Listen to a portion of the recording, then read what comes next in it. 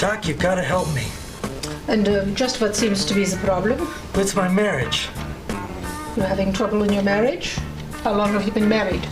I've been married 7 years. 7 years, that's a very crucial time in a marriage. Children come along, sometimes things become a bit stagnant between a couple. Just what exactly is the problem? Well, my wife seems to think I'm crazy because I love sausage.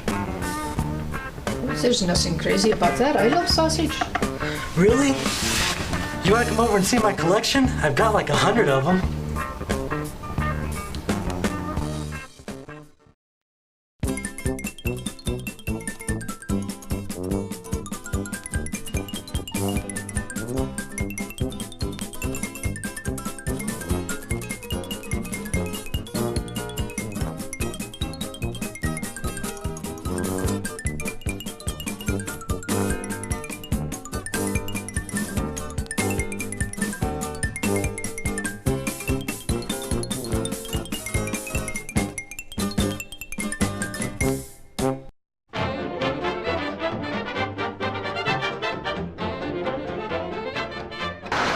Welcome to another Weirdness Really Bad movie. If you've joined us before, you know we don't have a studio to record in, so we go on location. And today we're at the Take a Trip Travel Agency in Barberton, Ohio. And Dave, you did tell them we were coming, so we don't have any trouble. There's not going to be any trouble. Don't worry. Dave, every time you tell me not to worry, it makes me worry. Julie, worry does not rob tomorrow of its sorrow. It robs today of its strength. That was an ancient Chinese proverb I pulled out in honor of our movie tonight. No. What was that gong? Oh, that. I don't know. It just happens every time I give a Chinese proverb. Really? Yeah. Do another one. Okay. Do not count your chickens before you hatchet them. Well, there it is again. Well, so does that mean that today's movie is about Chinese fortune cookies that have gone bad? No, today's movie is Mr. Wong Detective from 1938. Is that the Boris Karloff movie where he is an Oxford-educated Oriental sleuth? It is. He's kind of like a poor man's Charlie Chan. And this was the first of 5 Mr. Wong movies that he did for Monogram Pictures. And in most detective movies are more of a whodunit. But in this, it's more of a howdunit. How did the crime occur? So, you picked a really good movie, Dave, but why are we at the travel agency? Well, because, Julie, a journey of 1,000 miles begins with a single step. Cut that out. Now, where are you going? Well, you know what? I haven't had a vacation for over 6 years. I want to go somewhere special. So I just had some pamphlets I wanted to check out and see what they have to say. Oh, okay. Trying to get out of town while the getting's good, huh? Hey, you know, a moving target is harder to hit. All right. Well, Dave, these look good. Well, Dave? Wow, he must have been anxious to start his planning. Well, why don't we take a break, watch a sketch, and then start our 1938 classic, Mr. Wong Detective. See you inside.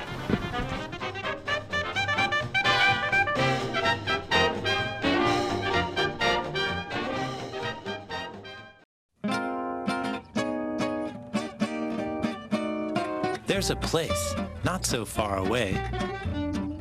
A place where you don't have to keep the volume down. Or clean up your room. A place where you don't have to make time for free time. You don't have to do anything but show up. You'll find all sorts of creatures in this place without have to. The silly you. The proud you. You may even meet the curious you.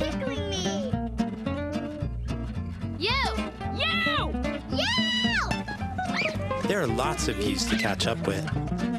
Ask your parents to take you to this not-so-far-away place. Come to the forest, where the other you lives. But first, stop by discovertheforest.org.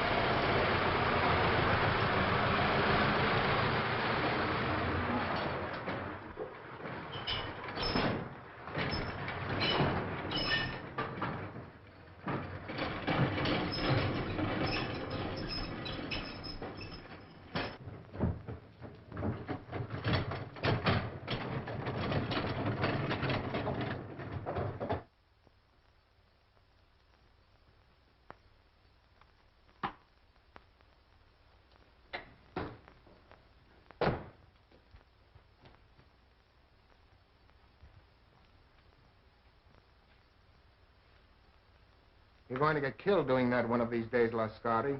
There were people out front. I had to get to you quick. I found the stuff. It's being loaded aboard the Orinoco. The Orinoco? An old tramp steamer tied up at Pier 28. Well, you have your instructions. What can we do? We can't get near the ship. You know, don't you, that if those chemicals fall into the hands of our enemies, we're through? Sure, I know. But the wharf's swarming with guards. Then we've got to think of another way, Lascari. That ship has got to be stopped.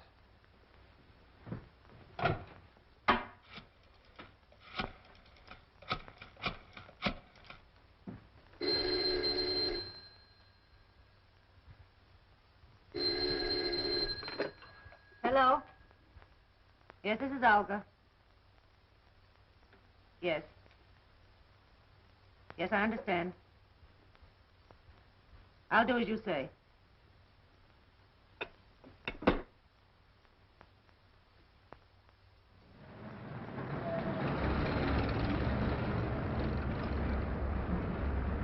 I think we gave him the slip that time. How much farther is it? Be there in a minute.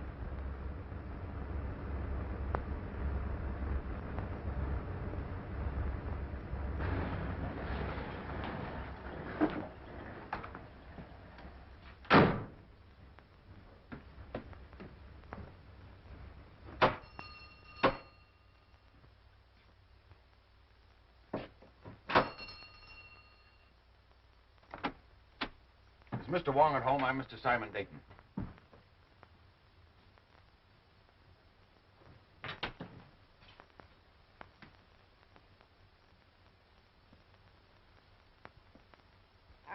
What do you want? I'm looking for Mr. Wong, Mr. James Lee Wong. Good evening, Mr. Dayton. I am James Lee Wong. I beg you to forgive my feathered friend. He delights in the sound of his own voice, but like so many humans, the words don't seem to matter. If you will forgive my humble surroundings. Well, Phil Davis sent me to you, Mr. Wong. Yes? My life is being threatened. He said you'd be able to help me. A request from a friend is virtually a command. If you'll state your case, please. Well, I haven't any case. I'm just convinced that somebody's out to get me, that's all. Whom do you suspect? Anyone, everyone, every place I go. I tell you, it's driving me crazy. How long have you been bothered by this, shall we say, apprehension? For a couple of months. You see, about that time, my two partners and myself arranged to ship a load of chemicals abroad. From that time on, we've had a lot of trouble. Just what sort of trouble? Factory deliveries held up. Railroad shipments damaged. Ships withdrawn that I'd already charted. I see. Go on. My office has been entered and rifled several times lately. Ah. Anything taken? Desk, files searched, but nothing taken. Is there anything else you can tell me? Yes. A couple of days ago, a Miss Petroff dropped into the office with a letter of introduction. Yesterday, I saw the man from whom she said she got the letter. He had never heard of her. How about these two partners of yours? Wilk and Meisel, they're okay. We've been associated for 15 years. I don't know. I seem to have the feeling that I'm being followed, that I was followed here tonight. It all seems so indefinite. I just can't give you a single clue, Mr. Wong. On the contrary, Mr. Dayton, you have. You spoke of a forged letter. You have it? Oh, yes, of course, at the office. Will you do this? Will you come to the office and talk it over? I'll pay you anything you ask, but I must have help or I'll lose my mind. How will 10 o'clock in the morning suit you? Fine. I do appreciate this, Mr. Wong. Appreciate it immensely. In the meantime, what would you advise me to do? I would suggest an almond duck smothered with succulent water chestnuts. A little rice wine. What? I beg your pardon. Have you a good cook? Yes. Then go home, have a good dinner, and sleep. He rests well who dines well.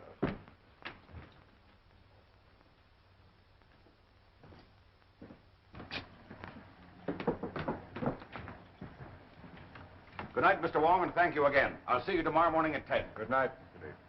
Dayton. Look out, Wong! That wasn't my chauffeur. That wasn't John. I saw his face.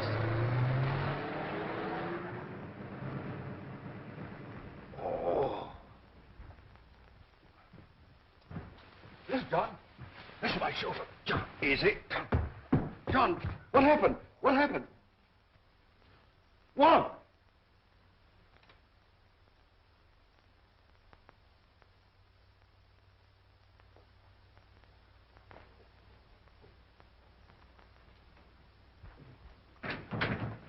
Good morning, Mr. Dayton.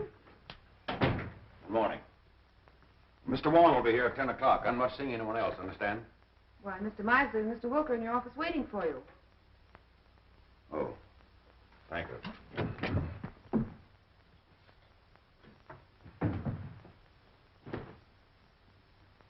Good morning. Anything wrong, Dayton? Nothing wrong with me. What's on your mind? Simon, we overlooked a little matter in our partnership agreement. It's quite important. Yes? What is it? There's nothing that covers the situation which will arise if one of us dies. Meisel thinks of everything.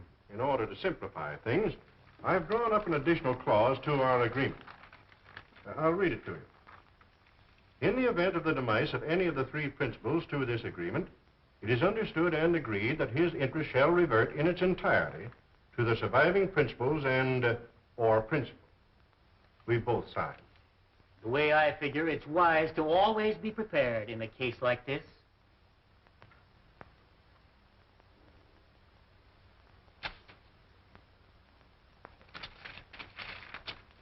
I wish we'd never gone into this now. Not trying to back out again, Dayton? No. Well, don't. You're in this too deep for that. That ship is going to sail.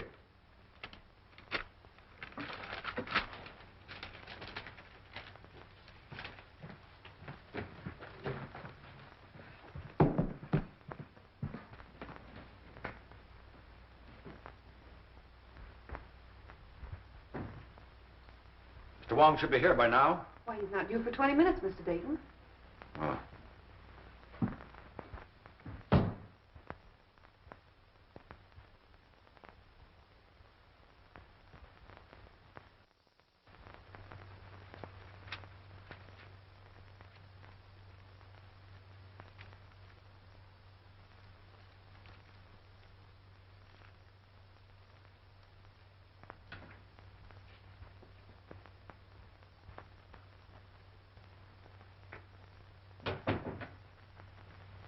Good morning, Miss Ross. Good morning, Carl.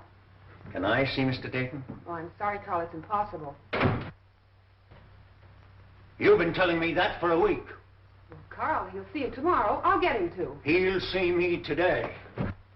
Oh, Carl! Here, you, Mr. Carl. Mosley has a Let gun! me go! Let me Carl. go! Let me go! What do you want? I want my formula. Throw him out! Ryan, Muscle, throw him out of here! Throw him out! You promised to pay me for my formula. You promised to make me a partner.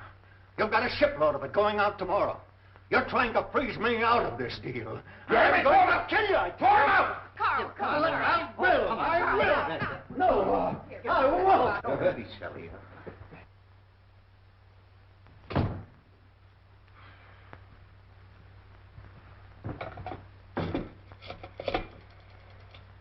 Hello, operator. Get me the police department.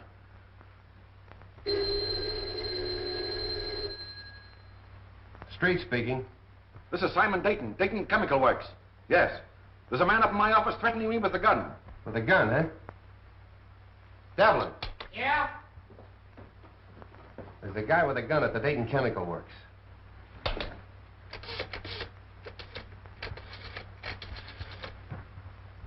You better stay away from her. He's dangerous. Carl and I are old friends, aren't we?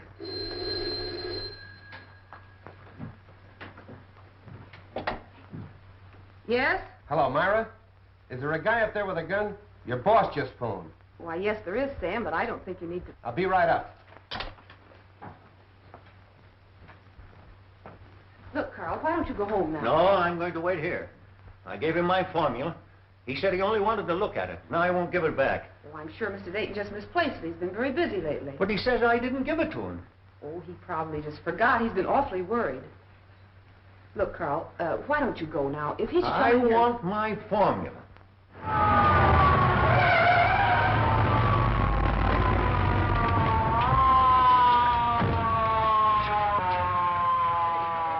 There he is. Sam. What's up, Myra? Where's this gunman?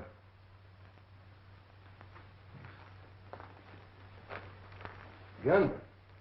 Up on your feet.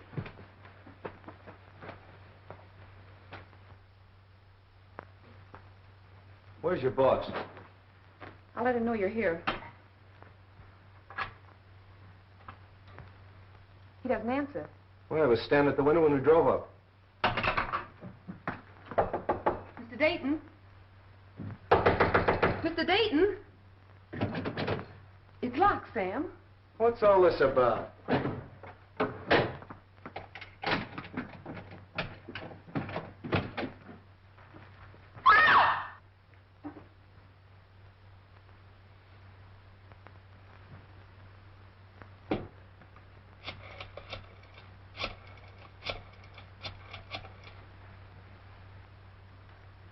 Hello, this is Street speaking. I'm down at the Dayton Chemical Company. Looks like a homicide. Yeah, everything. Right away.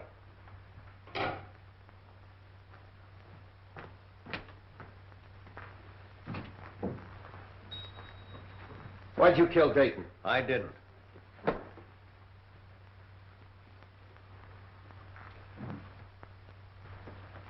Look, Myra, I want you to pull yourself together and tell me exactly what happened.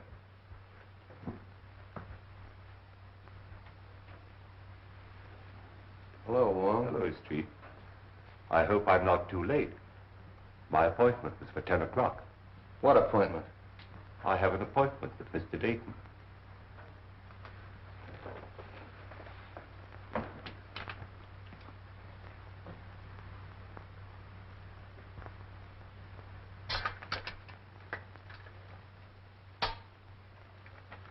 This man wasn't shot. There's not a mark on him. Looks like heart failure. What about this gun? Even with my rather limited experience, I would say the doctor was correct in his assumption. Simon Dayton was not shot. How do you know? Did you examine the body? No, but I examined the gun.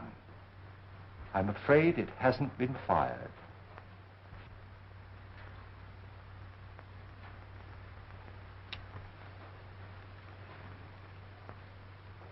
What'd you find? A piece of glass. Now, look, Wong, the doc tells me he died of heart failure. Now, you're going to tell me somebody hit him over the head with a bottle. Hardly.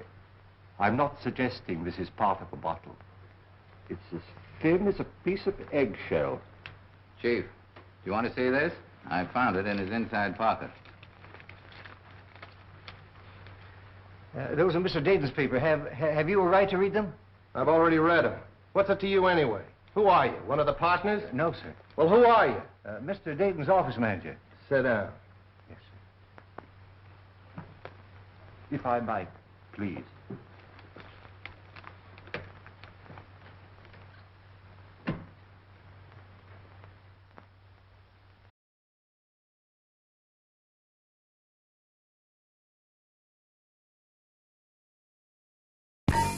The Weirdness Really Bad Movie sadly presents the Weirdness Thought of the Week.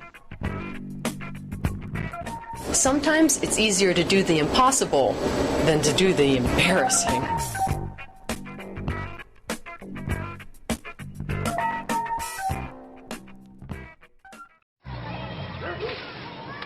Fruit. What a tasty treat. Fruits packed with potassium and other nutrients can help keep your heart pumping strong during the game. And they give you energy back so you can take on the next activity.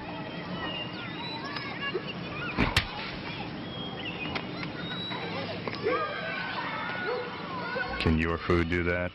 Run, throw, think, eat better. Find out more at smallstep.gov.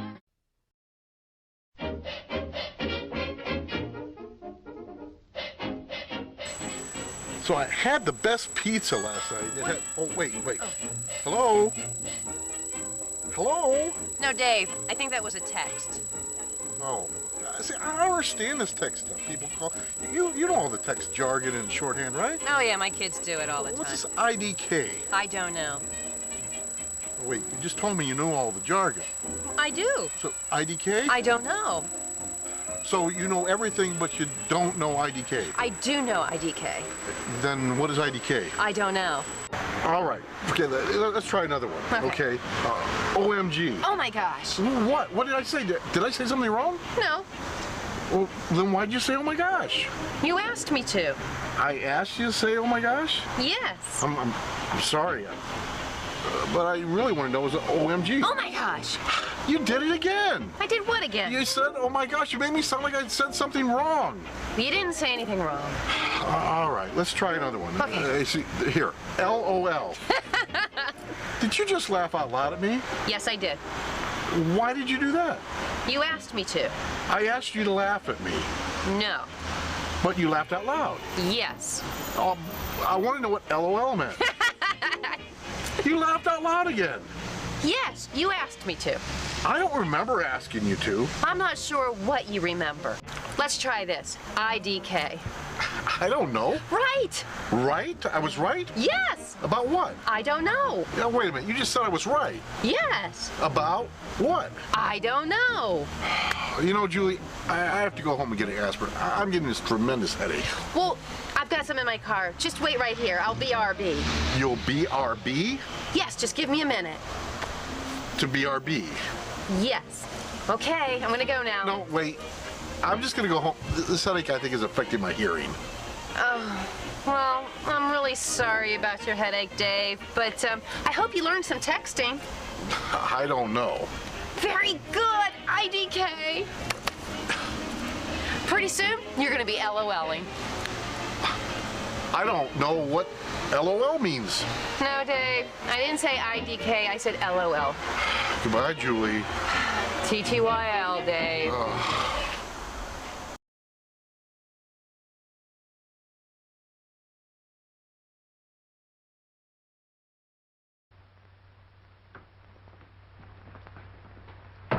When I got your message, Mr. Wong, we prepared everything. So nice of you to take so much trouble. Oh, we're always interested when you decide to work out one of your experiments with us. Mr. Simpkins is anxious to meet you. Oh, yes. I told him that we were at Oxford together. Oh, really? He's the scientist you said you wanted.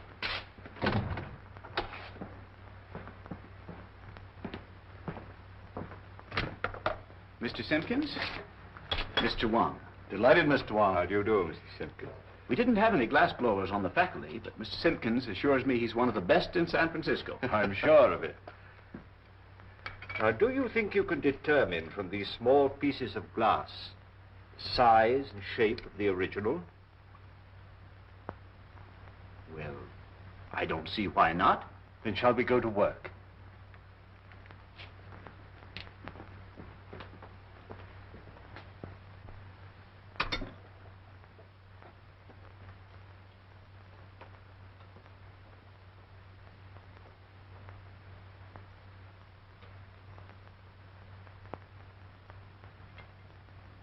Calcium 0.063, silicate of potash 0.653, manganese 0.217. That much manganese? Yes, why? Awfully brittle glass. Must have been made by a Bavarian. Why do you say that? They're the only glass blowers I know who use that much manganese. From the curvature, it must have been almost a perfect sphere. 65 millimeters in diameter, about 2.5 inches. Mm-hmm.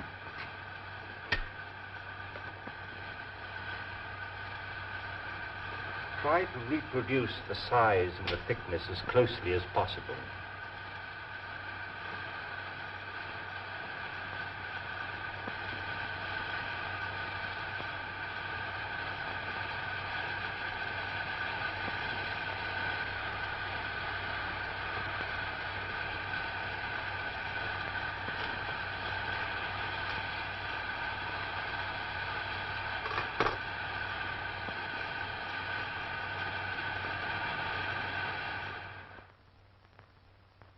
Which shoelace should tie first, left or right? Left. What is the capital of Minnesota? St. Paul. Scratch your neck. Say ah. Ah. Count from 12 to 25. 12, 13, 14, 15, 16, 17, 18, 19, 20, 21, 22, 23, 24, 25. What do you associate with the word hiccough? A spasm of the diaphragm.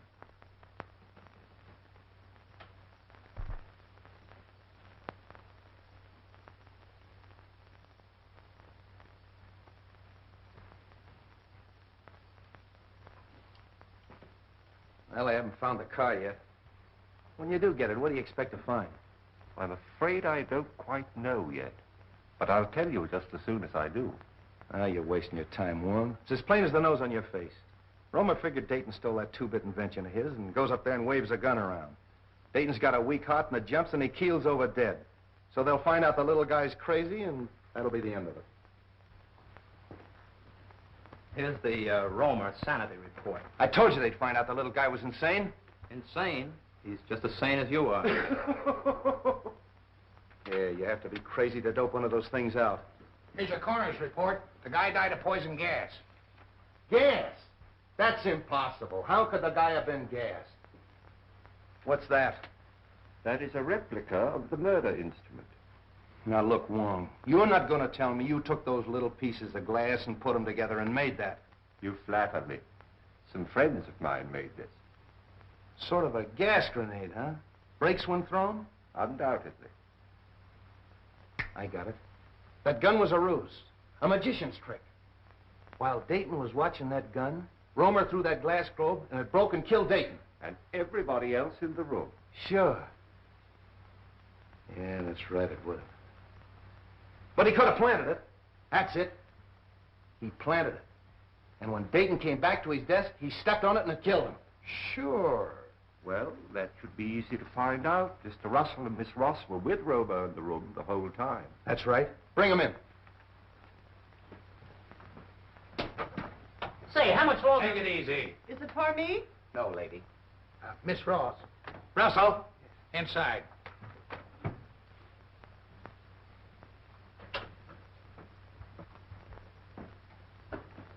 Hello, Mr. Wong.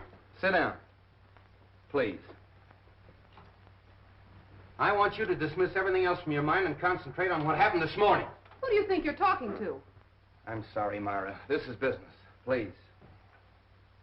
When Romer broke in Dayton's office this morning, did he have anything else in his hand beside that gun? Not that I know of. But you're not sure. You mean in the hand with the gun? Now the other hand. The left hand. Naturally, if the gun was in the right hand, the other hand would be the left hand. Naturally. No! Did you see him drop anything on the floor? No. I'm quite sure it wasn't dropped. How do you know it wasn't dropped? You picked it up in little pieces, didn't you? It had to break. But not by dropping.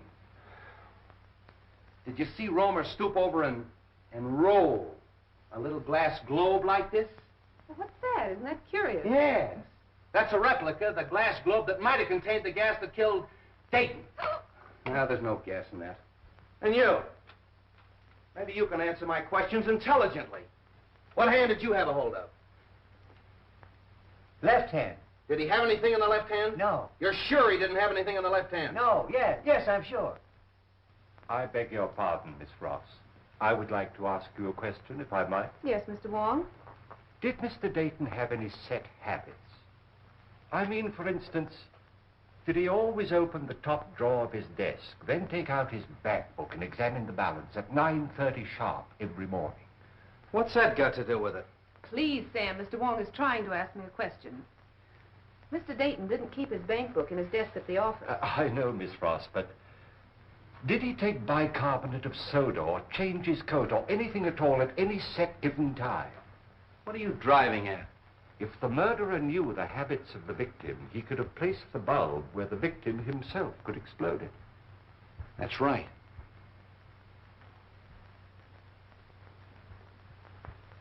Was Romer ever in Dayton's office before he came in with that gun? You mean this morning? This morning, yesterday morning, the morning before? What morning do you mean? Any morning! No! Mr. Wong, I think I know what you're trying to get at. Mr. Romer hasn't been in Mr. Dayton's office for a month. Oh. I don't think it could have been planted as far ahead as that. Obviously, the murder was timed to occur, but Mr. Dayton was alone in his office. Yeah. That's all.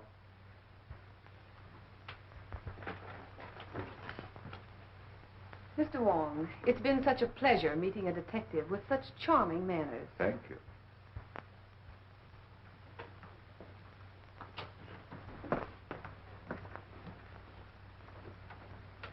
Delightful girl. I'm sure you two will be very happy. You don't miss a thing, do you? Devlin. Yeah. Bring in Meisel and Wilkes. Is it for me? No, lady. You too.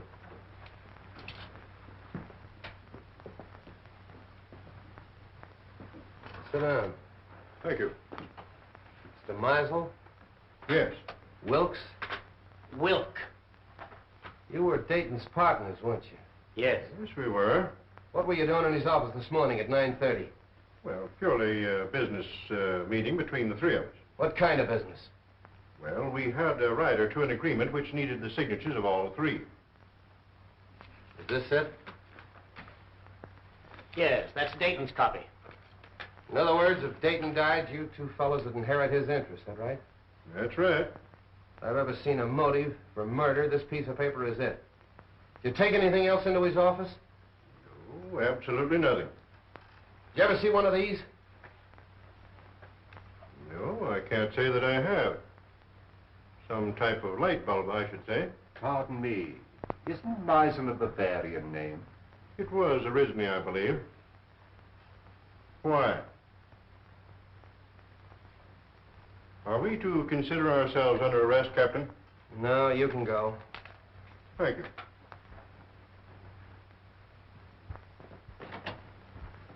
Well, a lot of information we got out of them. Devlin! Yeah, Chief. Any more of them out there? Yeah, a woman. Who is she? I picked her up in the Dayton Chemical Works. Yeah? Bring her in. This way, lady. What's your name? Margaret Dolan. Sit down. Where were you at 9:30 this morning? At 9:30 this morning, I was in the Dayton Chemical Building on the 4th floor. What were you doing there? What I'm always doing, What's that? scrubbing floors. That'll be all. Thank you, lady. This way, lady. Devlin, Yeah. nice going. Thanks, Chief. Get out of here. Well, that's all of them. Oh, no. You're forgetting Mr. Petroff, the one with the letter of introduction. But to say nothing of the party or parties who rifled Dayton's office. And the guy that stole Dayton's car. And the man who stole Dayton's car. Look, Romer's got a motive. At least he thinks he has. The formula. Meisel and Wilkes have a motive. But the Russian gal and the guy that stole Dayton's car. See if you can dope that out for me. You blunder, both of you. You must have, although Dayton wouldn't have gone to Wong. And you... I told you to be careful. Dayton's out of the way. Yes, but that Chinaman saw your face. I'll take care of him. We're not taking any chances like that. We've got to stop that boat and get their formula. Won't take him long to get that boat loaded. Then we've got to work fast. It's the formula that worries me. If we could only reach Roma. It's impossible. He's in jail. Then it's got to be Wilk or Meisel. It'll be Wilk. I'm having cocktails with him tomorrow. Olga, you can be very clever when you're not careless. And you watch the boat. And remember, be careful. Wong is a clever man. But if you watch your every movement as you've been trained and as I do, even Mr. Wong can be fooled. You won't find anything in there, Wong. We've checked it completely. The only fingerprints on the car are Dayton's and his chauffeur's. What'd you find? Well, the man who stole Dayton's car obviously picked up a companion. I don't think Dayton smoked this type of cigarette. You mean there's something in the tobacco? A Kachina bark. It's mixed with tobacco in South America. Look, Wong, first you give me a Russian. Now we got a hitchhike in South America. A nice menagerie you're getting. Where do we go from here? To Carl Romer's house. All right, Devlin, back it out. Tommy, bring that car over. Right.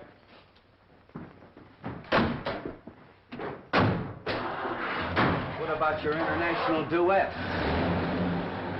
You're still holding Carl Romer, aren't you? Yeah.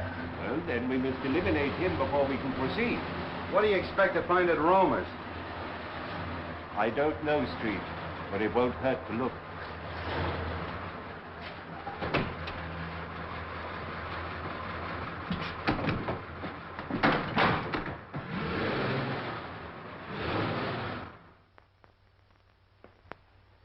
like to disturb you, Miss Romer, but we'll have to look over your husband's workshop.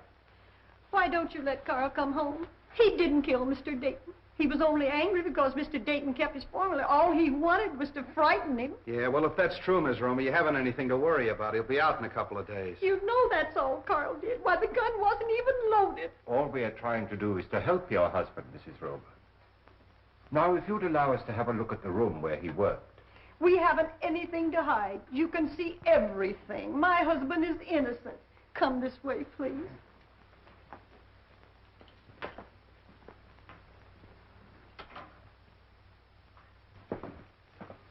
This is where Carl works. Would you like to see Carl today? Oh, can I? Yes, you get your hat and coat and we'll take you down. What are you looking for? Sand. Sand? What are you going to do, build a beach now? White sand. What's the difference? It's used in the manufacture of glass.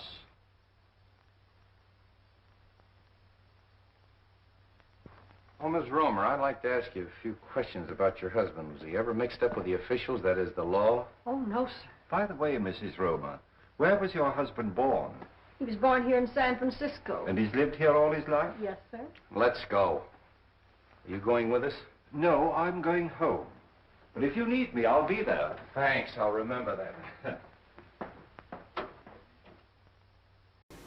And welcome back from our 1938 movie, Mr. Wong Detective. And between 1938 and 1940, Boris Karloff did 5 Mr. Wong movies. Now, he left for a larger studio, and the 6th Mr. Wong movie was taken over by Key Luke, who was #1 son in the original Charlie Chan films. Wow, that's pretty neat. And also, Dave, that was a pretty neat disappearing act you did outside. I'm telling you, Julie, this force just pulled me in here. Better be careful, Dave. If in hurry, you will never get there. Hey, the gong thing works for me, too. I'm telling you, Julie, a force just pulled me in here. I'm afraid that was me. I haven't had a customer in 3 weeks, and I was not going to let you get away. So come on in, sit down. Yes, now. We're planning a trip, are we? Oh, not we, just me. Oh, I'm sorry. Did you two have a fight? No, what are you talking about? Well, the fight that caused you two to take separate vacations. Oh, no, you don't understand. We're just friends, and I tag along with Dave to make sure he doesn't get in too much trouble. You know, every little pot needs a fitting lid. I love that gong. Who are you calling a pot? Where did the gong come from? Sorry, couldn't resist. Well, how much money were you planning on spending on this trip? Well, I am a little embarrassed to say. Oh, well, why don't you write it down? Oh, I can do that, sure. There. Well, I can see why you were embarrassed. So, where can I go for all that money? Well, let me see. Oh. I can show you a pamphlet for Mexico. Mexico? That's nice. Oh, and here's a pamphlet for the Caribbean. Nice. And then this lovely pamphlet for Alaska. Wow. You mean I can go to any of these places for that much money? No, that I can show you the pamphlets. Oh, well, looks like another staycation for me again this year. Oh, no. Let's not be too hasty now. Haste makes waste. Oh, I just love that gong thing. Well, now, let's not be real hasty. After all, the journey of 1,000 miles begins with a single step. What happened to the gong? Oh, we see, we already used that joke outside. Oh! Well, while they try to plan Dave's vacation, why don't we take a break, watch a sketch, and be back to our movie, Mr. Wong Detective.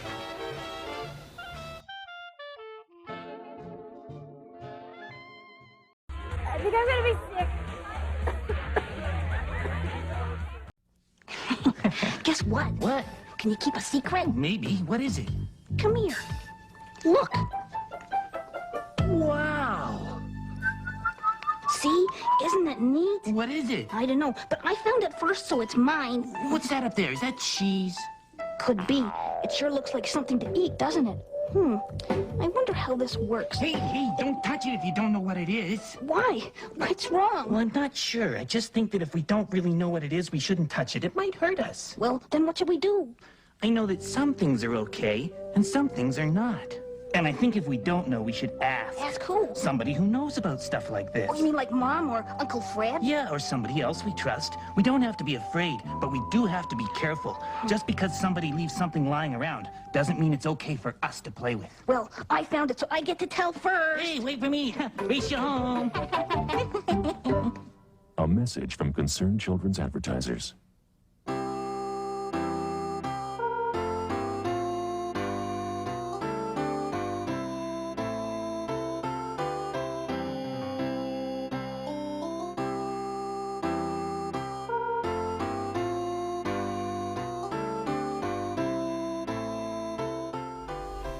Hi there, fans.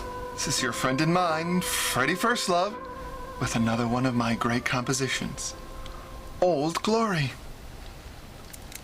Maestro.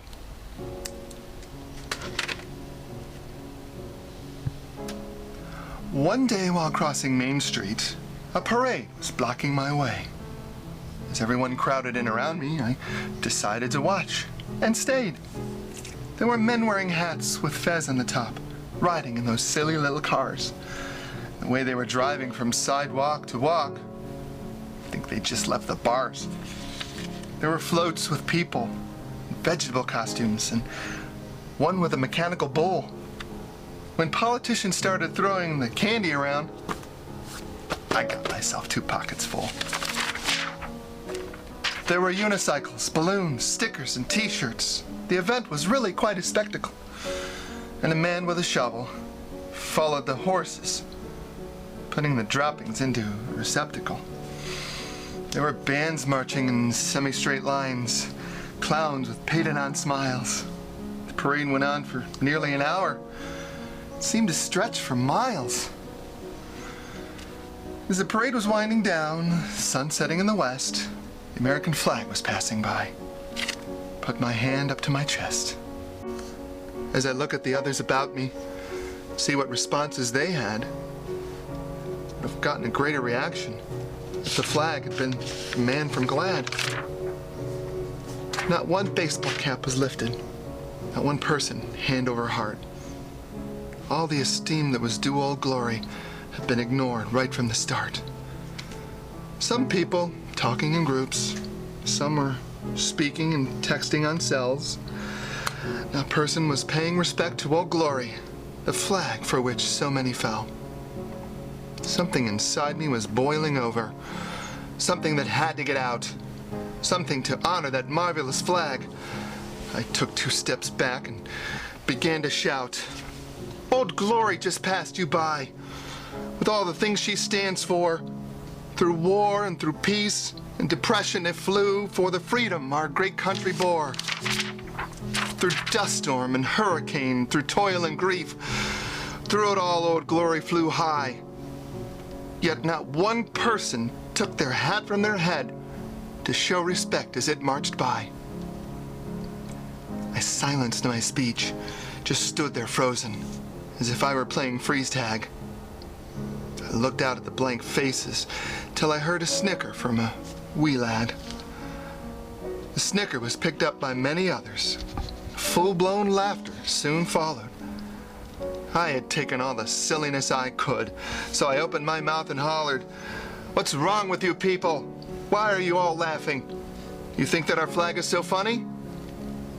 I should really have you all put away. But I don't think I have enough money. How could this happen in our country? How could this ever come to be when someone could mock a national emblem until that little boy pointed at me? They were not mocking Old Glory at all. I'd figured it out at last. The reason they're all laughing so hard is my zipper was down at half-mast. Actually, my zipper was broke. Never wore those pants again. Well, that's all for now, friends. Till we meet again with another one of my compositions. Bye-bye.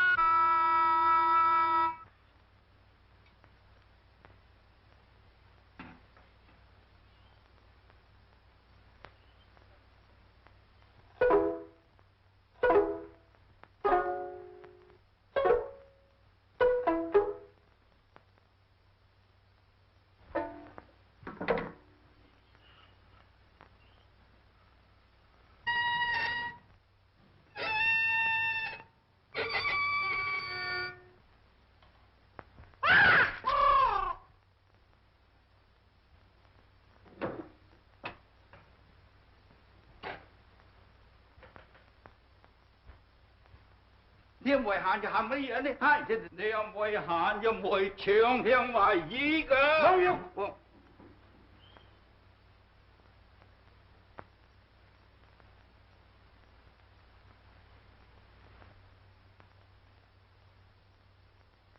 Mr. Wong, of course I want to help in every way possible, but you've come to the wrong man.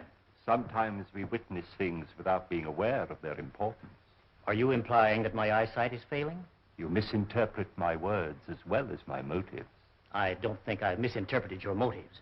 Just what is it you think I may have seen without being aware of it? The murderer planting the instrument of death.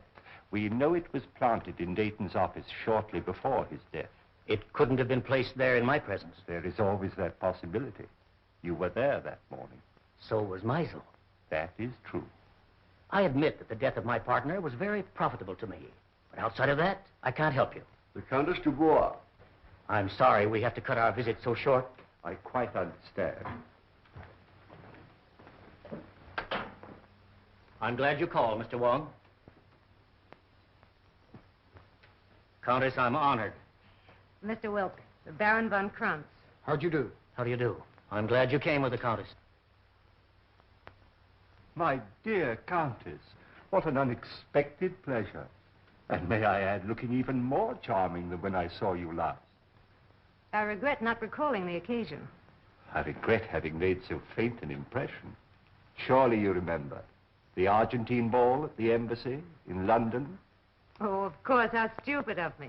But there were so many other celebrities there. Mr. Wong, Baron von Krantz. How do you do? How do you do?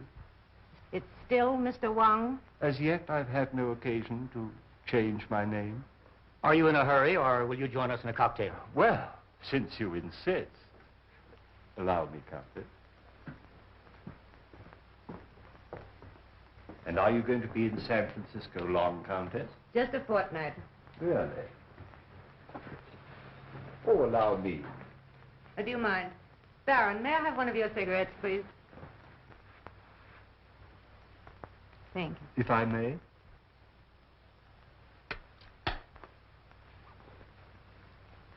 No brand. I have them especially made for me. Very pleasing and individual flavor. A trace of Katrina.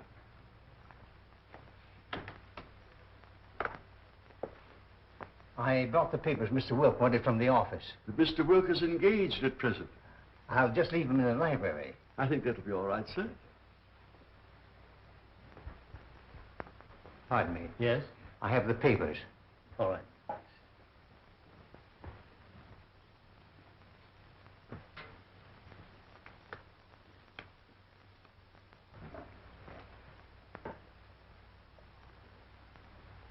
Your health, Countess. Thank you. Well, I seem to be just in time. Mr. Wong? Hello. Countess Dubois? My partner, Mr. Meisel. How do you do? Mr. Meisel.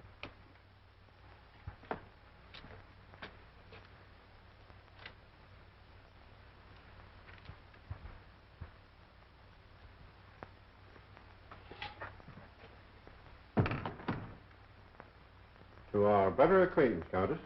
Special delivery letter for you, sir. Excuse me. Oh, Baron. Mr. Meisel. Baron von Kranz.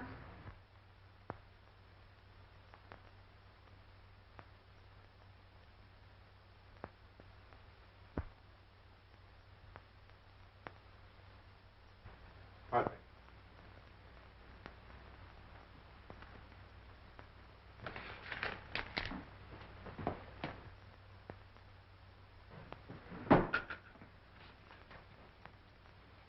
Oh, I think I have everything arranged as you suggested. It's all right, Russell. You can go now.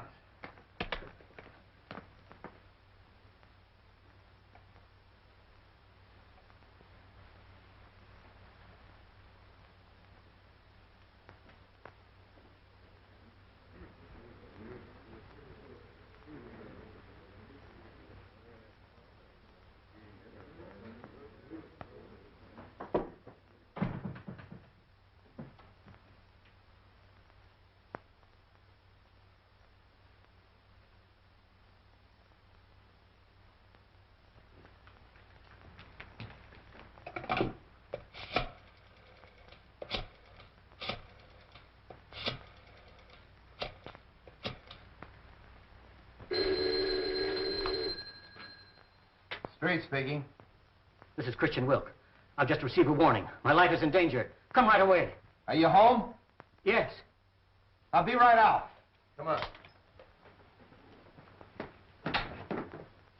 On that last grade, this car pulled ahead of all the others. Hey, Tommy, 3800 block on Webster, and make it snappy. Right.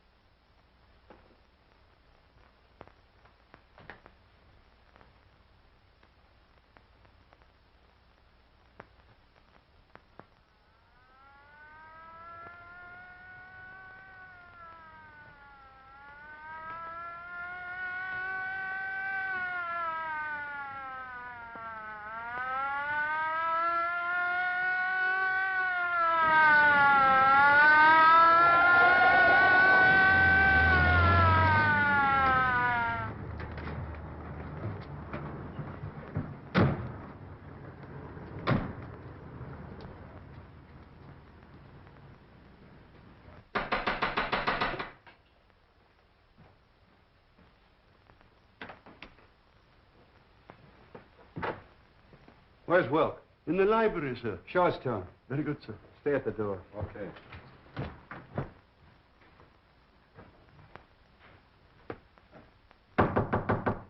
Mr. Will? The door's locked, sir. Well, you've got a key? Yes, sir. Well, use it. Yes, sir. Oh. Get the dock. And nobody leaves here.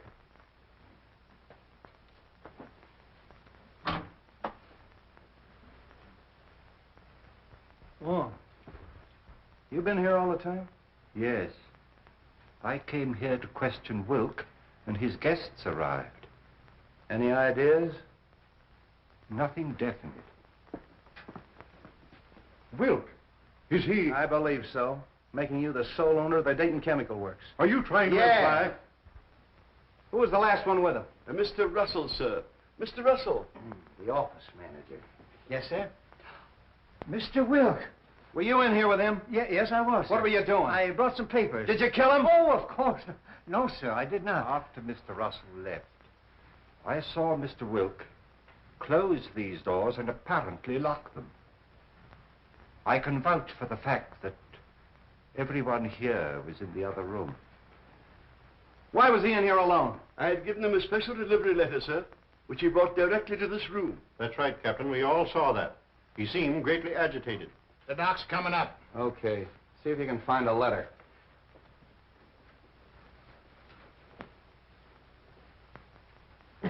Nothing on him.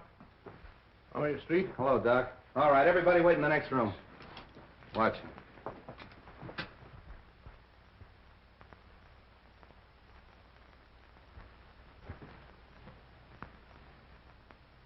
Any marks on him? None that I can see. Well, what killed him?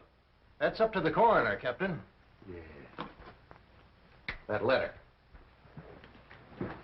There you are, Street.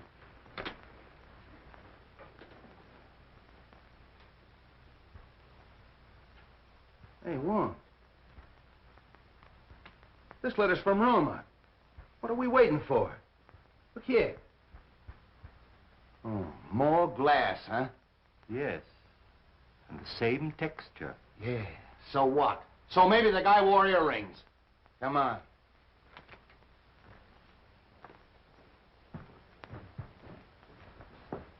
Hold everybody here.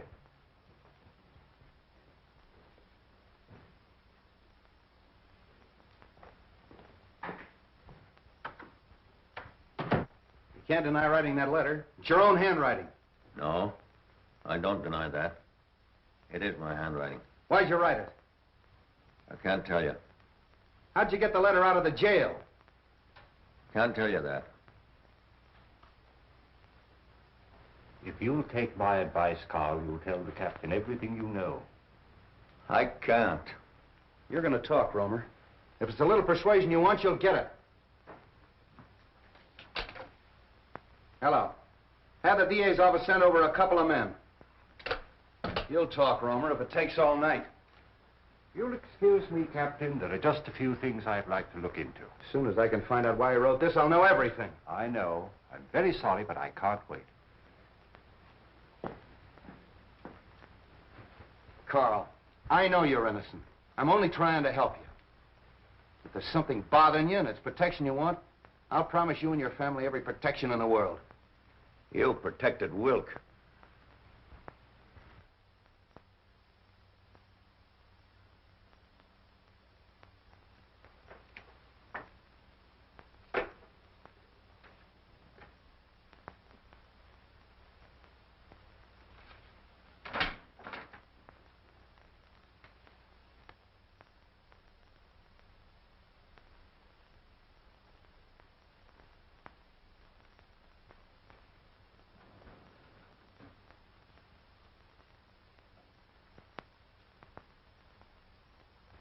Look, Romer, don't you realize if you continue this attitude, we'll have to indict you for murder? Come on, lady, right this way.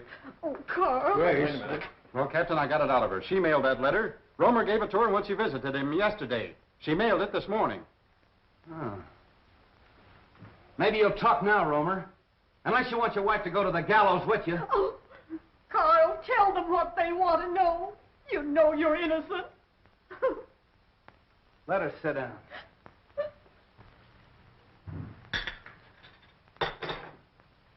I refuse to be held here any longer.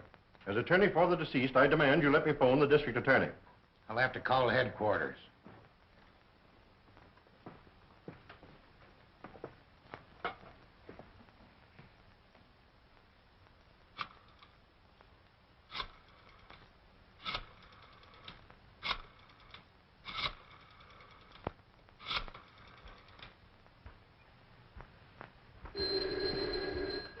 I thought I told you not to put any calls through. Oh, all right, put him on. Listen, Sam, I can't hold this guy Meisel much longer. He wants to call the DA. Insists as attorney for the two murdered men, you can't hold him.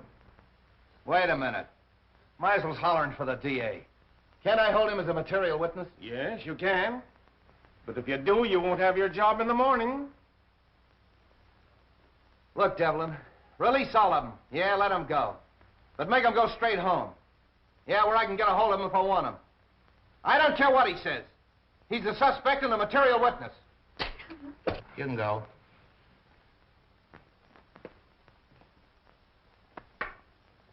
You can all go. But you gotta go right straight home and stay there in case Street wants you. Yes, sir. Do you think Captain Street will call out the militia if I see that the Countess has supper? Street wants at your own home where he can be reached. Tell Captain Street that the Countess and I will be having dinner for the next hour. But after that, you'll be at your own home, Mr. Meisel? Yes, but only because I intended to go there in the first place.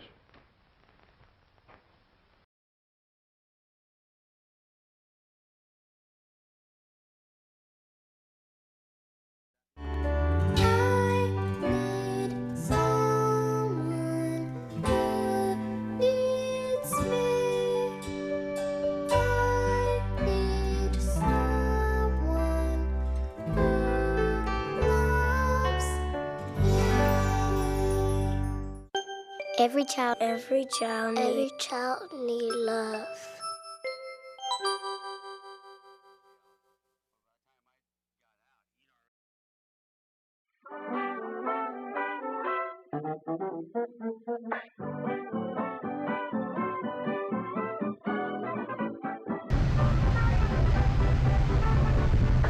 Okay, may I call you back in about a half an hour? I have so many phones ringing. There's nobody here but me.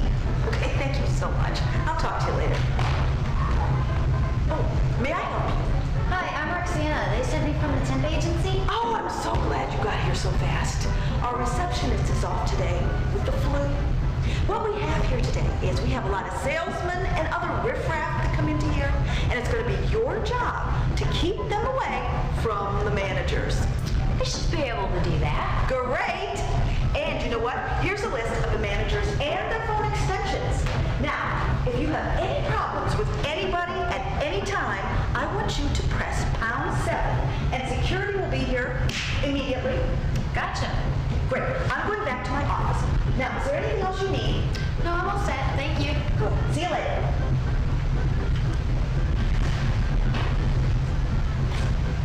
Hello, and welcome to the Hartley Worth It Company. How may I assist you? Yeah, my name is Dave Bigley, and I have a lunch appointment. I'm sorry, sir, but this is not a restaurant.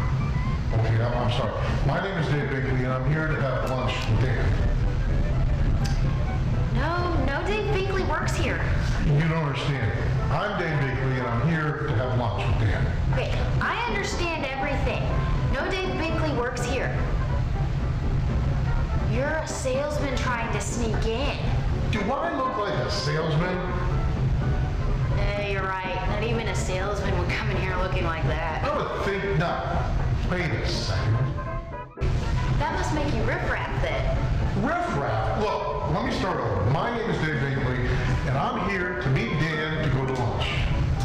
Sorry, sir. It's a little late to change your story now. I didn't change any story. Sir, you're gonna have to come with me. Oh, crying out loud. I guess I'll go with him. I had a moment. Just wondering, how are you holding up? Just keeping the riffraff out. Good going, girl. You know, I have to look at getting you hired in here. Thank you. Good job. Now, you know, Hey, Dave, what are you doing out here? I thought we were going to meet inside. Yeah, well, so did I. So what are you doing out here? Watching them tow my car away. You know why? That's the employee parking lot, and we don't have an employee named Dave Binkley. Yeah, so I've been told. Hey, why don't we take my car? Oh, good choice.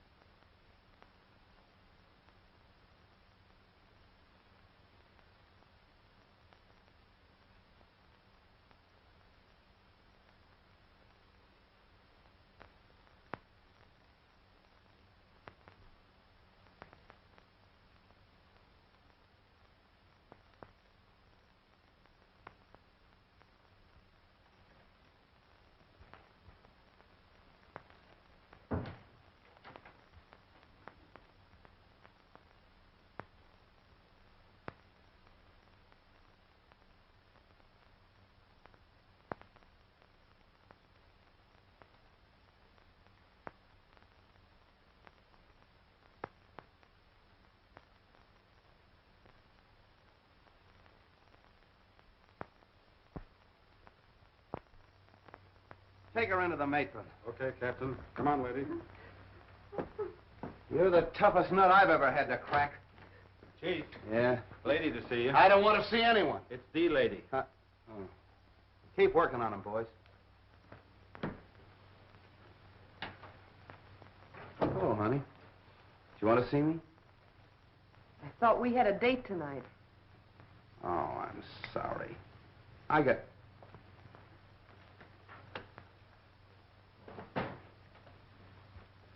tied up inside. You know how it is. I thought I heard a woman's voice in there. Who is it? Mrs. Romer. Good heavens, not Mrs. Romer. Why? Oh, nothing. She just mailed a warning letter that Romer smuggled out of jail. I suppose that makes her a criminal. Yes, it does. Why, she's no more guilty than he is. Oh, look, let's don't go into that, Myra. She's all right. She's with the matron. Sam, can I see her? Why don't you let me take her to her sister's? You could find her just as easily there. All right, all right. I'm tired. I don't care. Maybe I killed him. Maybe you did. Look, honey, phone the matron and tell her I'm coming down to get Mrs. Romer. No date, huh? I'll be back for you later.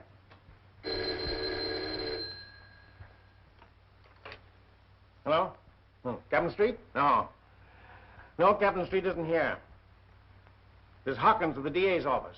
This is Theodore Meisel speaking.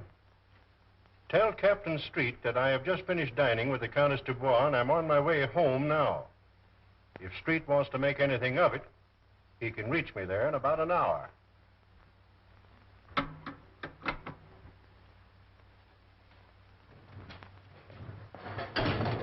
Everything going all right? Yeah, I'll have her loaded by morning. All right, fine.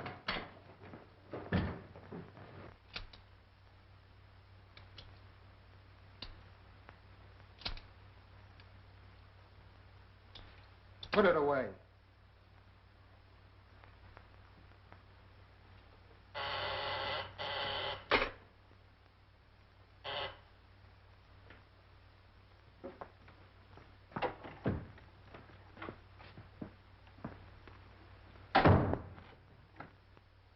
Where have you been?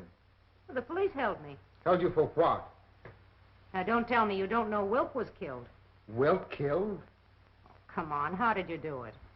I didn't. Oh, Anton, don't be so modest. You're crazy.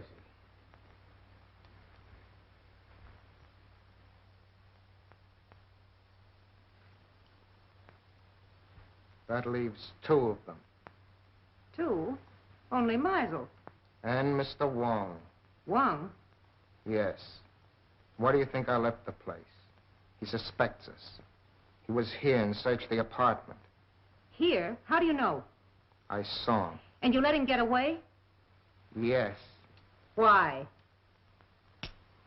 because we're calling on him tonight.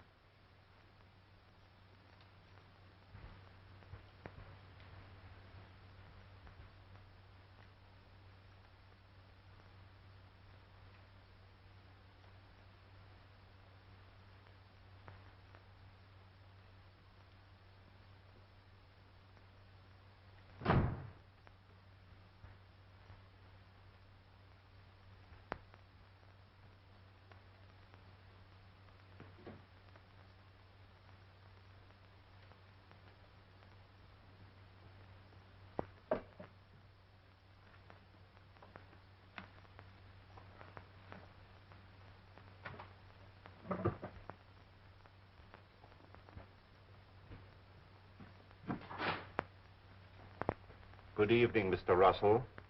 You found what you were looking for? Yes, I did. Would it by any chance have anything to do with your employer's death? Oh, no, of course not. It's my contract. You see, I had a personal contract with Mr. Dayton. I was afraid the successor may not live up to its terms. But why in the dark? I was afraid my life might be in danger. And tomorrow might be too late. You see, I understand the authorities are taking all Mr. Dayton's effects tomorrow. That's true. You were very close to your employer, weren't you? Oh, very close. He's more than an employer to me. He's my best friend. Would you really like to help? I would, of course. Then go home and stay home, and I'll have one less person to bother about.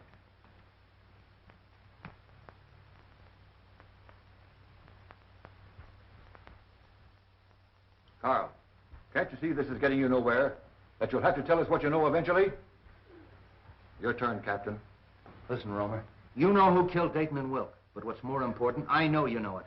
Now, you may think you're saving that measly neck of yours by not talking, but you're not. Many a man has swung for knowing less than you do. My wife. She's safe with her sisters. You're not lying to me. No, we're not lying. She's at your sister's. You want the name of the murderer? Yes, Carl, yes. You must be very careful. Take no chances. He's a very cunning and desperate man. He'll stop at nothing. Who is it? We'll take every precaution, but who's the man? It means my life if you fail. We'll not fail. We'll get him before he can strike again. The man who murdered Simon Dayton and Christian Wilk is Theodore Meisel. How do you know? I was working at his house one day, and I heard him talking to someone, and he said, Wilk fades out of the picture just 56 hours after Dayton. I didn't think anything of it at the time, but after Mr. Dayton was killed, I got thinking, and a cold chill went down my back.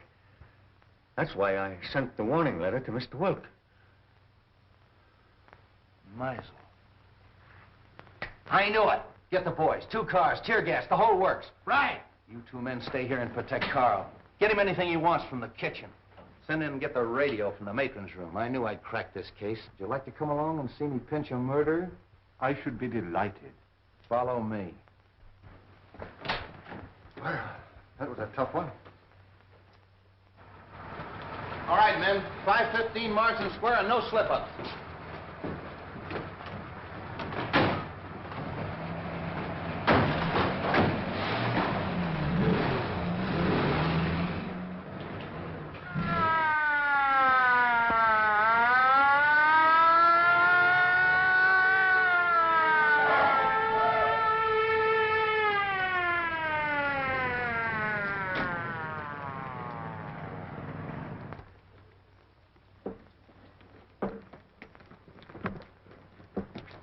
All right, Harry, take the back. Devlin, take that side.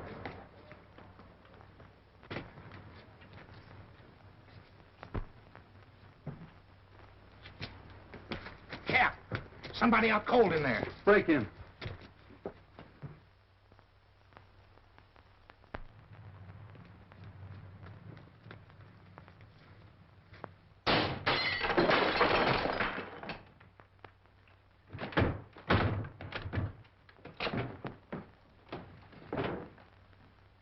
Meisel.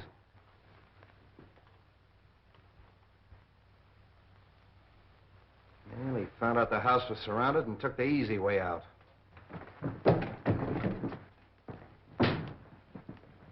All right, Devlin, call headquarters. One of you men stay here till the doctor gets here. Rest of you search the house. Seems kind of useless, though. This man's obviously taken his own life. Yes, and with the same weapon. Why not? He knew it was fast and he knew it was sure. Yes, it's very fast and it's very sure. You know, I hated to work on poor little Roma the way I did, but it was the only way I could crack the case. And just what happens to Roma now? Well, let him go. There's no good reason to hold him any longer. I wonder if you'll bring him to my house on the way. Why? Well, he'll talk more freely now. And I think we should know a little bit more about Meisel. Yeah, that's okay. Oh, say, Wong, I've got a date. Do you mind if I bring Myra along? She's down at the station waiting for me. Delighted. It's my servant's day out, but I think we can have some tea. Yeah, tea, that's great. We used our beans, we'd have figured this out a long time ago. I'll be right with you, Myra. Let them go and make out the report. Those DA men are going to phone their office and explain that to them. And get a hold of the newspapers. I don't want this story gummed up. Sorry, Myra, I was held up. Did they get your watching money? No, I mean I was delayed. You're telling me. Look, it may not seem of any importance to you, but I've just solved the murder case. Hooray! It was Meisel. Meisel? Yeah. I knew Romer was innocent all the time, only I had to get a few facts out of him. I can't tell you everything. You're wonderful. Are you going to release Roma now? Yeah. Oh, sweet. There's a few questions we've got to ask him. Goodbye. No, Myra, not me. Wong's gonna question him. We're going to Wong? Yeah. Oh, darling. And we're back. We're almost done with our movie, Mr. Wong Detective. Hey, you know, Julie, besides stage and radio, Boris Karloff did over 400 performances between television and radio. Wow. And he did 80 performances before his breakthrough performance in Frankenstein. Oh, speaking of breakthrough, here she comes. Hey, you know what? Maybe I should go to Spain or Mexico since I speak such fluent Spanish. Oh, really? Where'd you learn? Oh, by watching Cisco Kid reruns. Really? Yeah. Say something. Sure. Mi pez de oro es hecho con queso de caballo. Wow, that was impressive. Did he say anything? Well, he said words, but they didn't make any sense. What did he say? Well, he said that my goldfish is made of horse cheese. But it doesn't make any sense. I've seen his goldfish. That actually clears some things up. Well, come on over to the desk and we'll look at some other options. Great. I love options. Good. The crafty rabbit has many entrances to the lair. That's good. I was afraid we weren't going to get a gong in this sequence. Well, while Dave finds out where he's going on vacation, let's take a break and then go back to our movie, the 1938 classic, Mr. Wong Detective.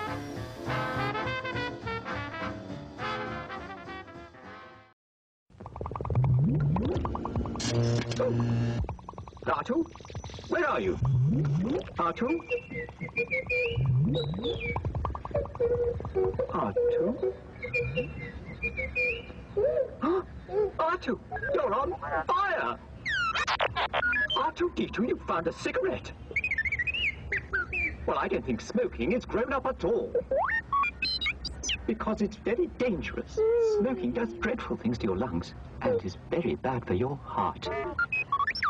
Well, I know I don't have one, but humans do, and I think we should set a good example. Well done, Artu. Oh, hello.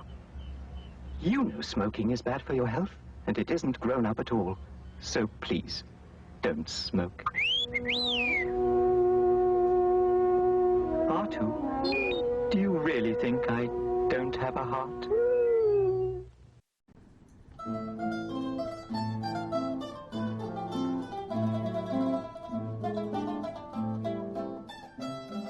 Good evening.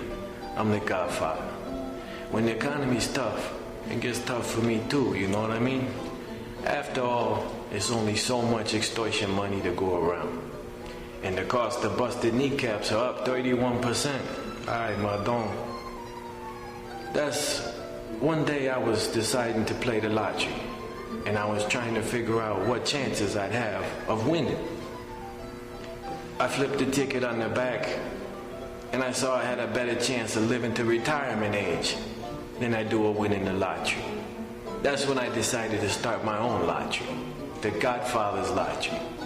Dave, get out here and unveil my sign. Next time, get out here fast. Rachel, get out here and unveil my sign.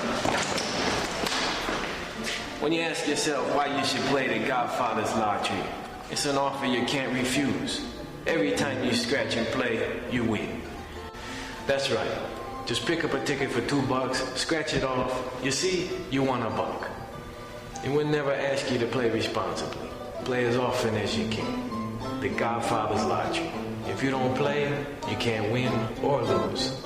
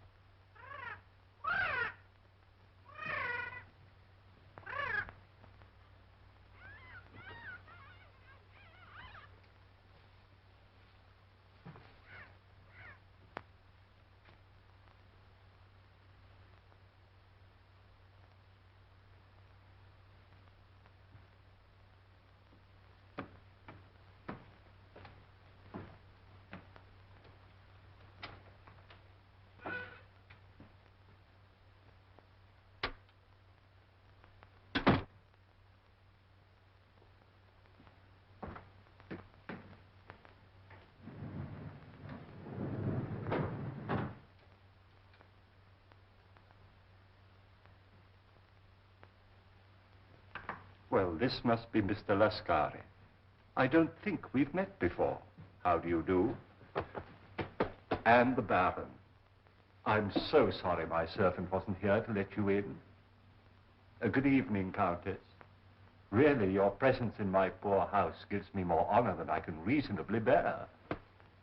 Let the phone alone. My dear Baron, I was only going to turn on the light. Is there any reason why we should have no light? That's better. Do sit down. You sit down. With your permission, Countess.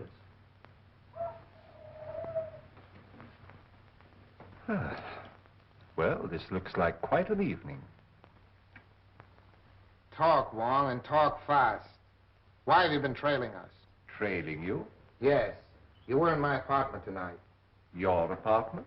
I saw you. What did you take off my desk? Mr. Anton Mole's blotter. You are Mr. Anton Mole, aren't you? What of it? What's your interest in us?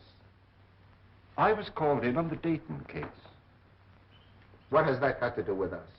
Well, it seems fairly simple. You tried to stop the shipment of some poison gas to the enemies of your country. Well? The next move, of course, was to obtain possession of the formula from the 4 men who owned it. You tried to kidnap Mr. Dayton. I remember your face in spite of the fog, Lascari. Let's let him have it. No. And the next morning, Mr. Dayton was found murdered. Am I right so far? I see by your faces that I am. Very gratifying. You know, in my country, a teller of tales asks no finer reward. This isn't getting us anywhere. You then turn to the most dangerous of all deadly weapons, a beautiful woman. And I must say that Miss Petroff played her part to perfection. Cut the compliment. But in spite of all your efforts, you still appear to be without the formula. Because you've got it. I'll give you exactly 4 minutes to hand it over. But if I assure you that I haven't the formula... You've wasted a half a minute already.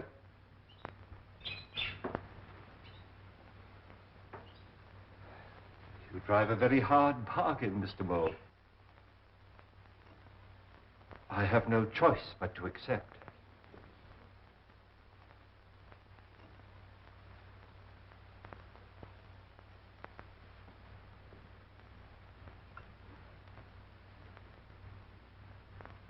This glass ball contains a concentration of the poison gas you're looking for. What do we care? Where's the formula? The formula is of no use to you unless you understand its operation. Put your... Look out! You've destroyed us all. Oh! Don't move, anybody. The slightest exertion will kill you instantly. This room is filled with poison gas. Invisible. Colorless, swift. It's in your lungs, seeping into your bloodstream. There's no escape. Soon you feel a sensation of choking, a tingling in your fingers, paralysis of your limbs. No pain. An icy numbness flowing through your veins. And gnawing at your brain, just as the poison reaches the heart. And then the sleep of everlasting death. Let's get out of here! Stay where you are. Now face the other way, please.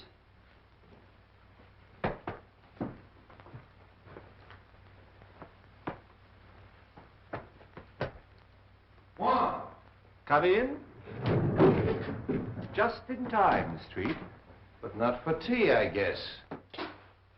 Ah, the Countess. Allow me to present the Countess Dubois, Miss Olga Petroff, originally Miss Sophie Doane of Brooklyn, Captain Anton Mole, who has been cashiered from at least 3 armies, and our good friend Lascari, who was born without a conscience. Are they mixed up in this? Only indirectly. In this particular case, they haven't killed anyone. But I assure you they gave me a most uncomfortable 4 minutes. If you call your men, please. All right, over there.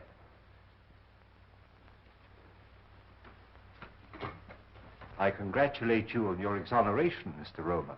Thank you. Devlin, pick up at Wong's and make it snappy. So nice to see you again, Miss Ross. Now, Mr. Roma, I know how anxious you must be to get home. But there's a small service that you can do me, if you will. With pleasure. Oh. I have the photographs of our 3 friends here, with a long list of the crimes for which they are wanted by the federal government. Now, Mr. Roma, there is one small point that I can't seem to get quite clear. Of course, it is obvious the suicide of Meisel clearly establishes the identity of the murderer. But we have yet to determine the method that he used. Now, you no doubt have experimented from time to time, as we all have, with vibrations of sound, and used those vibrations to shatter tubes or globes of glass. But Meisel went a step further. He filled the glass globe with your poison gas, then made use of some form of sound that he could control from a safe distance. So all he had to do was to plant the globe in his victim's quarters and wait an opportunity to explode it. I think it is more than likely that he was preparing to take the life of one of us, when accidentally he destroyed himself. I'm sorry to spoil your theory of Suicide Street. Now, I am positive that this globe is identical with the globes that were used in the murders. I've destroyed 2 or 3 myself in my own experiments, with various forms of sound, but not when it was filled with gas, as this one is. So tonight, if you will help me, I'm going to try radio. I have a sending set. If it succeeds, all we have to do is to look for one in Meisel's home. Needless to say, we'll operate it from an adjoining room. But I assure you, there's enough poison in this. Oh, excuse me. Your carriage approaches. So sorry you can't stay. When you're at liberty, do call again. Watch that! Please don't be alarmed. That one, too, was empty. All right, Devlin, cuff him and take him away. Don't forget you have another passenger street. Yeah, Romer, too. So you always arrange to have your victims call the police themselves, and the sound of the siren exploded the globe. Clever. Very clever, Romer. Well, let's start moving. That goes for you, too, sister. Moving right along, Charlie. Well, that's off the slate. I knew it all the time. It was Romer. I hope you're convinced. Oh, I am, thanks to Mr. Wong.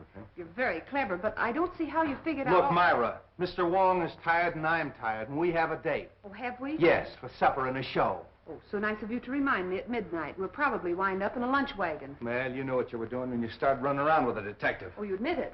What? That you're a detective. Good night, Mr. Wong. I do hope we meet again sometime. Good night, Miss Ross. Good night, Wong. That's a fine crack to make in front of Mr. Wong. Sam, don't act so silly. Lovebirds. 請大家將會按此經大家 all the time too much music. Have a nice day. A very nice day. You like something to eat? Chicken noodle? No. Pork chop? No. What do you like? Just a cup of tea. 一杯茶. Ole, 一杯茶. All right.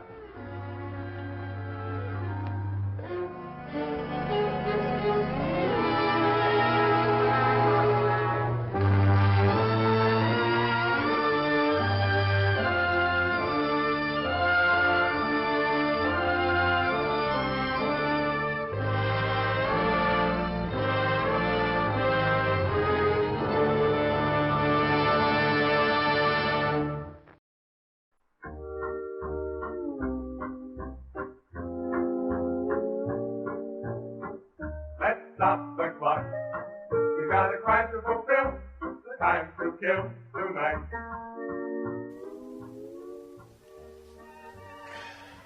Great. I can't believe it's been 5 years since we met here. Seems like no time at all. Sorry, I gotta go, but I'll tell you what. We'll meet again here 5 years from now. How about that? Sounds like a plan to me. Great. See you then. See you.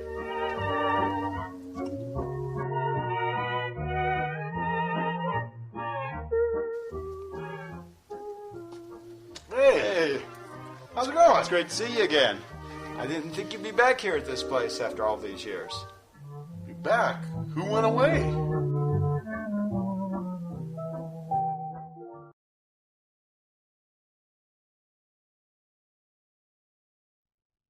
The bear climbed over the mountain, the bear climbed over the mountain, the bear climbed over the mountain, and what do you think he saw?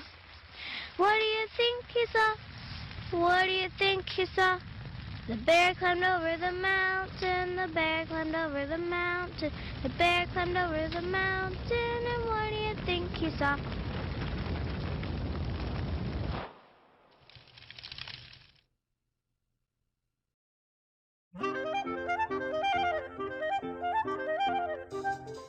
Well, we hope you enjoyed our movie, our 1938 classic, Mr. Wong Detective. And if you have any comments, well, our email address is reallyBadmovie@rocketmail.com.